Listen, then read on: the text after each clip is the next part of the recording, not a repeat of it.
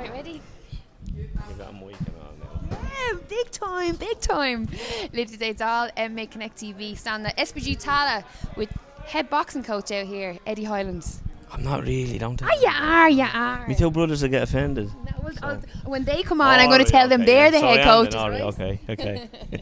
How's things? All good. So we're here today, Celtic Clash Media Day. You're in doing a bit of pad work, With everybody. bit of banter. With everybody. Y'all have to pay me now. Did you get your 50 quiz? No, I didn't. But listen, it's going to be a good night of boxing. Like obviously the highlight of our night will be Carl and Dylan for the Irish title. Also I have Siobhan on it. She's making her debut. So like it's going to be a lot of fireworks on the night, so from everybody I suppose. So be good. In terms of like from the coaching elements, you've obviously got Carl, who's like you've worked with since he's been a child, and then you have Siobhan, you've got Siobhan, who's obviously just new on the team, making her pro debut. How do you sort of like alternate, I suppose, the coaching, because obviously they're training together in here? It's basically like with Carl, like you don't really have to do much with Carl because obviously, as we know, I trained him since he's a kid. But with Siobhan, when she came up first, obviously I had to do a bit of work with her. She's gelled well with myself and the guys, with Carl, Graham, all the rest of the boys that's here. It's just like you just have to give a certain amount of time to each boxer, and that's it. Like so there's like in fairness to me, like we have myself and Tommy. Tommy hasn't been around that much because he's doing other things, but he does get here. He wraps their hands for them. He does, he does a lot for them as well when he is here. But I have my two brothers as well, Patrick and Paulie, and if I'm stuck doing that, they'll go in and do pads with one of the boys. Do you alternate between the three of you? Like, do you have like at the start of the month or whatever? Do you say, right, you're going to do this month and I'll do this, or what way does it work? Not really. No, it's like you see, we're down here in HBA. That's our boxing, our amateur club. So when I have the pros down, it's basically I'll run the show with the pros. But if I need a hand, the boys will just help me out. But other than that, before even the pro, and when the pros are here, my contribution to the club has to be there as well. So I try what can I say? Share myself out to everybody, so myself in two. Yeah, if we could. And then at home as well, like my wife Julie, she goes mad, because obviously I have a 2-year-old as well, a 2-year-old, a 10-year-old. He's an autistic kid, and they all want me there in the house as well, and I'm grateful I have the older son. He's 17, so he does what he wants, so that's all right. he's out. I don't have to worry about him anymore. Yeah, exactly. In terms of I was just saying to Siobhan there about her coming up to train with you guys. In terms of Irish boxing and boxing royalty, your family is like the one that everyone is at the top of everyone's minds, right? I don't see us as that, if you know what I mean. I do. A lot of people that say to me, "But you're Eddie Hyland," and I'm like, "Yeah, I'm just Eddie," But we are Irish royalty in pro boxing, as you could say. We're the only 3 brothers to ever hold the Irish title in the same time. Like there, my other 2 brothers, Paulie fought for the European, Patrick was 3 times for the world title. I didn't get that much of a look as a pro boxer, but I have an Irish title, IBF title, and that did me. Like my dad tried his best to get us to the top. We got Patrick to the top. One out of 3 ain't bad, as they say. But I think my dad would be looking down on the 3 of us doing what we're doing now, and he'd be happy with what we're doing. I'd say he'd be proud that he was able to teach us the art of boxing, and now we're teaching on to others, even though he's gone, that way. Absolutely. And what was that time like if you could kind of capture it in words, when you're all, the 3 of you are all holding titles, you're all kind of at the top of your game, I suppose, what was that like? Yeah, it was funny, we were going to it was ridiculous. We were going to photo shoots and everything with 3 belts and everybody wanting us, because my dad was great for getting us wearing suits, and I think that's where we started all off. Then Conor McGregor took everything on and he wore the suit. Conor, want to write a check up here? Yeah, but no, we got our suits off John Lawrence there in town that we use them for since we were kids, communion suits and all that, and classic tailors, Frank Dunn as well. But my dad was a tailor, so every time we got interviews or anything like that, we all were suited up to bits, you know. So, but it was just funny, like when we won the Irish titles together, and like nobody else had done it, and then we didn't realise like we were in the history books, you know. And it doesn't matter if somebody else does it, we'll be the first ones to do it. It was the same when my dad would be in the history books for holding the first Pro-Am show in Ireland as well, and the likes of Katie Taylor and all that as well. It's just funny what he did. And then when you look back now, I'm retired now, 6 years, same as the brothers.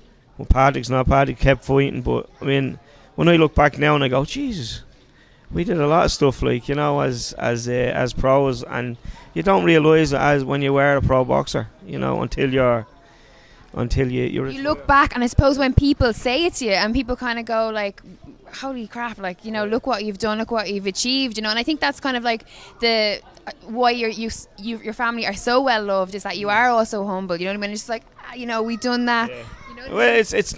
It's not that. It's like there's a lot of fighters out there, and I kind of always say it in any interviews I have, like the boxing game, you won't get any money out of boxing, you know. Like it's really hard.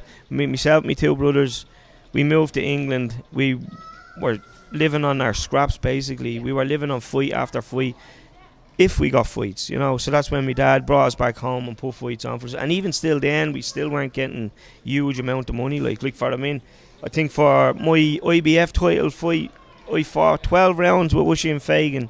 We killed each other, and I got 1,800 quid for it. Yeah. Doesn't even pay for the training camp. Doesn't even. What I did was I went on holidays the next day after it, and it was me spending money with my kids and family, you know. But yeah, the pro boxing game is bleeding mad. Like it's like I know they say MMA, you don't get paid much in MMA, but boxing is completely. Like, there's lads there, they're getting $2,000 for a 4-round fight, and I'd be going, what the f***, you're getting $2,000? And they're whinging about it, and I'm going, hold on a minute, lads. You know, we basically, myself and my two brothers broke down the doors for all the lads nowadays, you know.